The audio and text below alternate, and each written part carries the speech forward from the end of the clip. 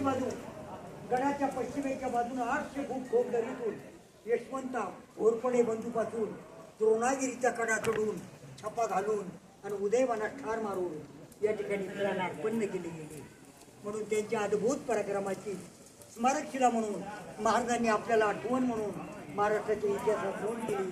श्रींची इच्छा आणि महान वीर रत्न तानाजी मालुसरे गड आला पण गेला.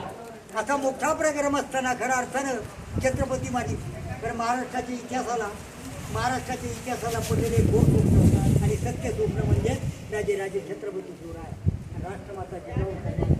त्या ठिकाणी किल्ले राजगडाला 500 मावळे घेऊन तानाजी मालुसरे सह्याद्रीचा सिंह गरजला आणि तानाजी मालुसरे म्हणाले गेले, स्वराज्यातले लाख मेले जरी चालतील पण लाखाचा पोटाचा धरला पाहिजे. दादर आधी लगीन कोंढाण्याचं आणि मग माझ्या रायबाचं असं म्हणून किल्लेदारानं मागे शत्रूवरी घेऊन तानाजी मालुसरेवरती हल्ला केला.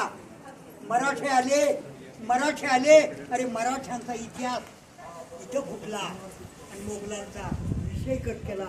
माझे राजे छत्रपती शिवराय दख्खनचा राजा छत्रपती शिवराय राज्याभिषेकाचा काळ आला. त्या राज्याभिषेकाच्या काळामध्ये 101 मान्यवर आणि 101 पंडित असताना रायगडावरती राज्याभिषेक झाला आणि राजांना छत्रपती म्हणून हा किताब मिळाला. महाराष्ट्राचा राजा छत्रपती शिवराय जिजाऊ मातानं 500 मावळे दिले आणि गडाच्या पश्चिमेच्या बाजूनं तानाजी मालुसरे उदयभानानं वार केला. ढाल तुटली आणि वीरानं कमरेचा सेला काढून 80 वार केले होते. इंच जखमा अंगाला आणि रक्तानं वीर न्हालेला. लढता या ठिकाणी तानाजी मालुसरे धारार तिरकी पडले. पहाट झाली होती आणि पहाटेच्या चांदण्यामध्ये सूर्याजी म्हणतो, मावळे का पळतायत?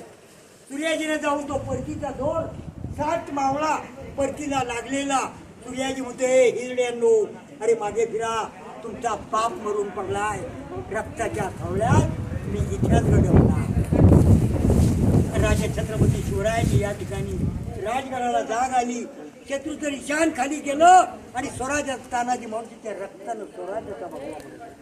जय भवानी, जय शिवाजी. छत्रपती शिवाजी महाराज की जय. गड गेला आणि स्वराज्यातला 17 हत्तीमधला सिंह गेला.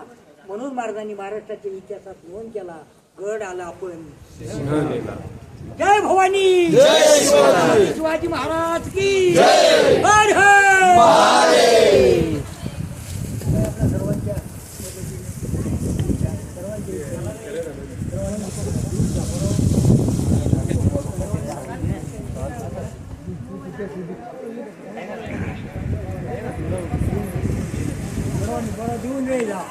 या ठिकाणी खरोखर सर्वांनी मानधन बाबांनी इतिहासाचा पाढा वाचून रोमांच अंगावरती उभा केला आणि खऱ्या अर्थाने की गडावरती आल्यानंतर जर बाबा या ठिकाणी नसते तर आपल्याला काय कळालं असतं? नुसतं डोकं टेकवलं असतं आणि समोर गेलो असतो.